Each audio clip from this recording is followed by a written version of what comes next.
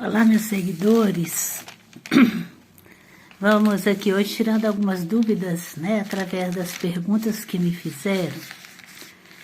E são várias, então vou começar. O que é Páscoa?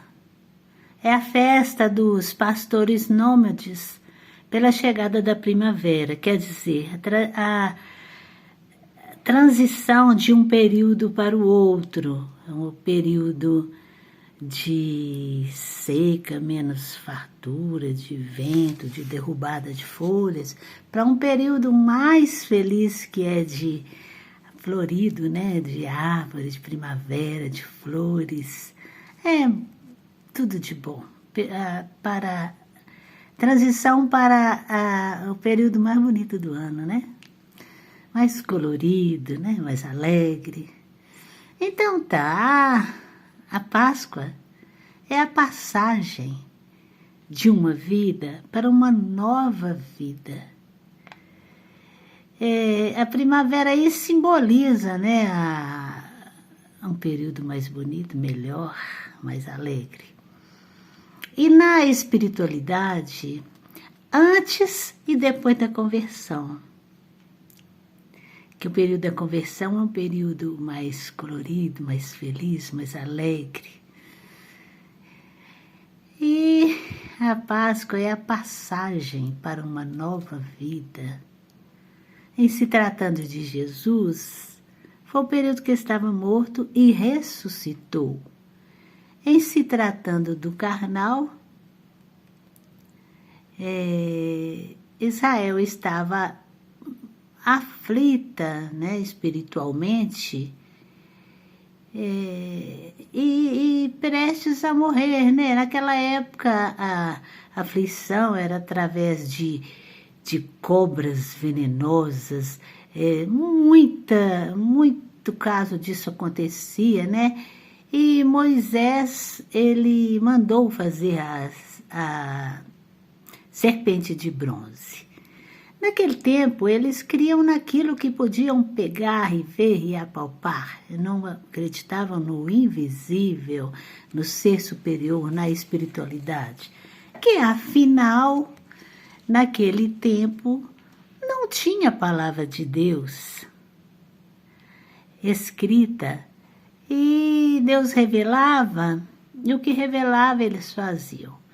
Então, por que Abraão é o pai da fé? Porque ele tinha fé em Deus sem ser baseado em nada.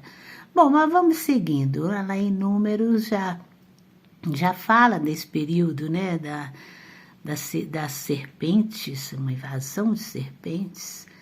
E a serpente de bronze representa a morte de um israelita que, depois de ter sido mordido, ele recebeu a salvação, a vida eterna, porque ele era bom, ele andava em comunhão com Cristo, ele recebeu a salvação e a vida eterna.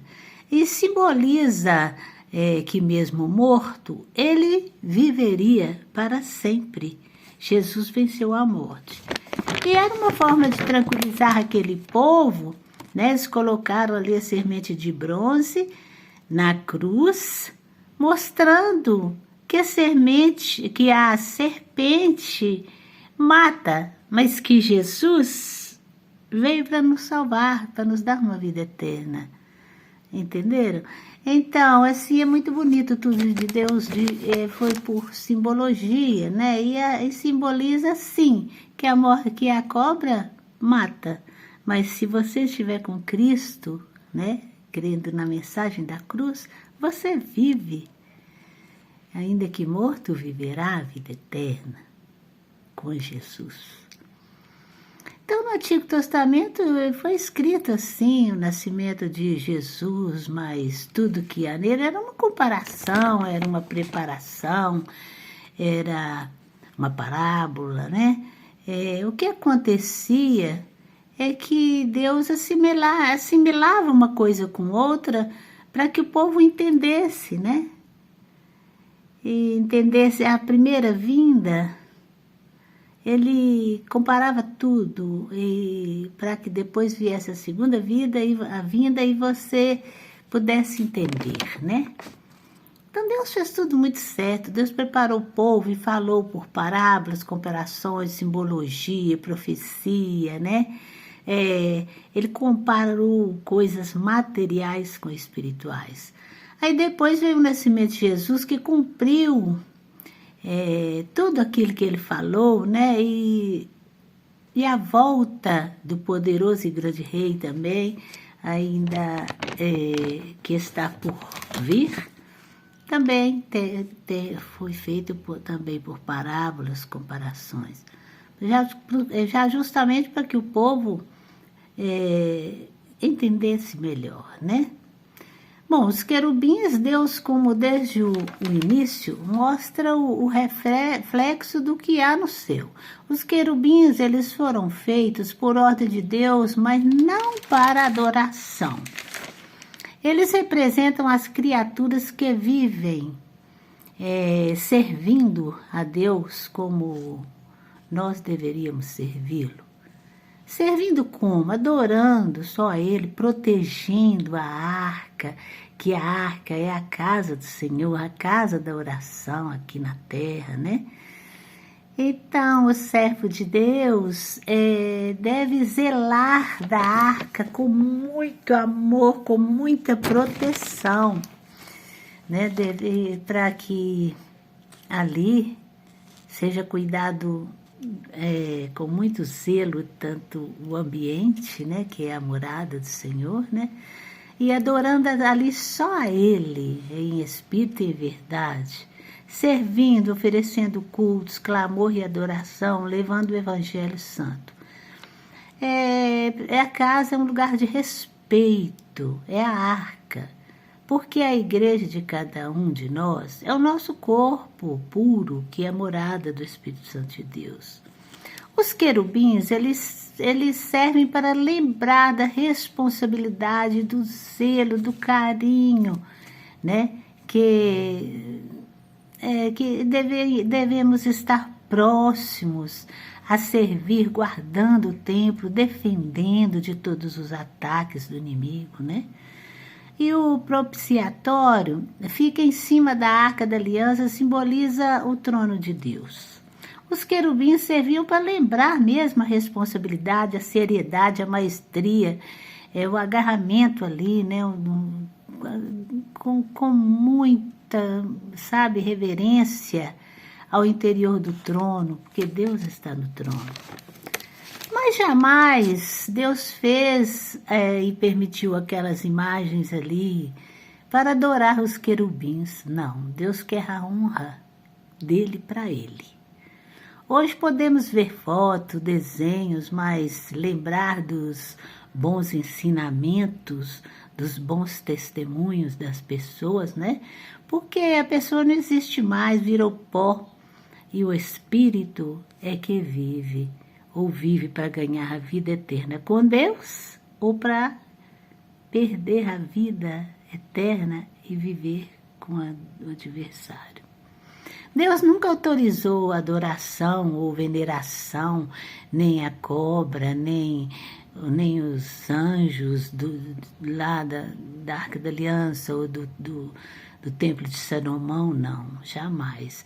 Ele não quer ele não autorizou que façamos adoração ou veneração de pessoas, de santos, nem apóstolos, nem anjos, nem imagem, né? A ídolo é só Jesus Cristo, é só Deus, né? Adoração é só Deus. Então, a gente pode admirar pessoas, né? Gostar do estilo de vida das pessoas, dos artistas, cantores, mas ídolo, não. Ídolo é Deus, né? Procissão no deserto, Deus pôs os povos de Israel à prova durante 40 anos pelo fato deles servirem outros deuses. Naquele tempo, o povo era muito idólatra, né? E Deus pôs um castigo para eles 40 anos, né? Então, em Deuteronômio 8. E deixou o homem humilhado, com fome, e sustentou através do maná, que é um maná que vinha do céu, o alimento espiritual, que não conheciam e nem os pais conheciam também. Então, para entenderem que o homem não viverá só pelo pão, mas pela palavra de Deus. Eles fizeram fila para passarem pelo caminho estreito que leva à salvação da alma. Lembrem-se que o caminho largo é onde que não há regras nem pudor e que leva à perdição da alma, né? E essa procissão não é essa procissão que fazem nas ruas uma atrás da outra, levando uma imagem, não é essa, né? Eles, sobre essa, ele fala, nada sabem aqueles que conduzem imagem de escultura de madeira e rogam a Deus que não pode salvar. Essa procissão aí não tem nada a ver com isso aí, não. O Templo de Salomão é uma frequente acusação no âmbito da religião de que as pessoas configuram idolatria e nada tem a ver com ídolos. Quem confunde as abominações pagãs com as imagens, né, e taxa a Bíblia como contraditória, mas não é isso. É o mesmo sentido de simbolizar, a simbologia dos servos guardiões de Deus, anjos de Deus no céu. Imagens são representações culturais de pessoas de qualquer natureza ou conceitos morais ou idolatria. Sabe assim, a petição, porque prestar culto, a adoração e dar adoração a elas o Senhor abomina, né? Fala nos 10 mandamentos, que é um mandamento que também está em toda a Bíblia. A cruz simboliza um meio usado na época para matar, né? Tinha a época de matar pela forca, no tempo de Tiradentes, tinha a época de matar a espada sobre aquelas guerras, tinha as armas brancas e hoje é revólver. Então, mas a mensagem da cruz, a mensagem, não é a própria cruz de madeira, a mensagem da cruz é que é maravilhosa, porque a mensagem é a seguinte: Jesus não precisava passar por isso, porque Deus, ele não precisava de viver como homem, sofrer como homem, passar sofrimento que Jesus passou, né? A mensagem que a cruz traz é que Deus enviou seu Filho para viver aqui, passar tudo, sofrer tudo aqui, receber humilhações através dos homens, perseguição através das pessoas do adversário, né? Para ensinar a cada um de nós, né, a não pecar, e muitos não acreditaram, não levaram ele à cruz. Naquele tempo, muitos morriam na cruz. Agora, a mensagem da cruz é que é linda. Por quê? Porque Jesus não precisa passar por aquilo, não, né? Se hoje Jesus estivesse aqui, morreria de outra forma, não seria cruz, né? Os perseguidores, eles iriam fazer com ele isso tudo que a gente está vendo para o mundo aí, né? E até pior, mas as perversidades que eles fazem, né? Agora, hoje mataria aí com o AR-15, com a R-15, ou com essas outras até mais evoluídas que eu nem sei. Agora, os seguidores dele não perseguiriam, não, né? Então, a mensagem da cruz é isso, é porque ele fez por amor, ele se entregou por nós, ele viveu no nosso meio para nos ensinar e sofreu tudo através dos nossos pecados, né, para dar-nos a chance de conhecer e ganhar a salvação da alma. Então, ele ficou como nosso exemplo, Jesus Cristo é o nosso exemplo do que a gente tem que fazer para ganhar a salvação da alma. Agora, o muro de Jericó, a cidade de Jericó era muito grande, não se poderia nunca circular ela toda em um dia, não. Circular ela 7 vezes num dia, não. E circular orando, não é procissão, não. É porque orando vai circulando a cidade, né? E seria bom fazer isso até hoje, isso é muito bom, orar pela cidade, né? Ser como sentinela em oração, né? Eles marcharam em oração e cantaram hinos, tocando instrumentos, e o povo gritou gritou e o muro foi ao chão. Quer dizer, houve primeiro desespero e depois conversão, né? A nova e eterna aliança é tornar antiquada aquela vida de pecados, é começar uma aliança com o Pai, uma nova vida, surgindo com os ensinamentos conforme o Evangelho, né? Então, antes de Cristo e depois do nascimento de Jesus em nossos corações, Maria teve o filho primogênito, o primeiro, que é Jesus. Porque Deus manifestou a ela através do Espírito Santo, que veio um anjo anunciar, um anjo do Senhor anunciou a Maria, e dela concebeu o Espírito Santo, porque ela era pura, agraciada, a mais pura entre as mulheres, né? Imaculada. E concebeu pelo Espírito Santo o primogênito, porque foi o mais velho, o filho mais velho dela, né? E não foi de José, né? Ela concebeu do Espírito Santo. Mas depois, né? Eu não vou certificar isso tudo, mas os estudiosos, né? Mais dedicados a isso, eles falam, né?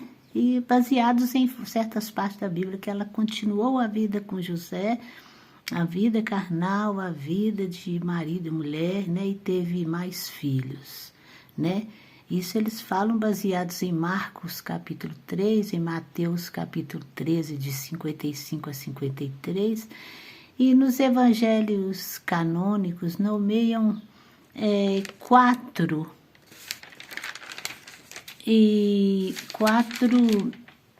irmãos, entre eles Tiago, justo, né? Em Hebreus fala, em Macabeus fala, em Marcos 6:3 e Mateus 1:3, 55, 56. Jesus em carne aqui na terra, ele teve Maria como sua mãe, também carnal. Ao voltar para o céu, ele deixou uma reflexão que fica para cada um de vocês, está em João capítulo 12, versículo 26 a 27. Disse ele, né, vendo Maria, ele falou: eis aí sua mãe, e aí, eis aí teu filho. Então ele falou, né, olhando para Tiago e outros, ele falou: eis aí tua mãe, eis aí teu filho. Então a gente não sabe se a gente pega isso como uma renúncia, que ele era um ser espiritual, né? E que ela era mãe no tempo de carnal, ou que ela continua sendo mãe. Isso aí cada um fica por conta, né? Por sua conta. Mas assim, que ela é mais poderosa, sim, só não podemos colocá-la mais que Deus, né? E ela era mais próxima do Altíssimo, sim, por quê?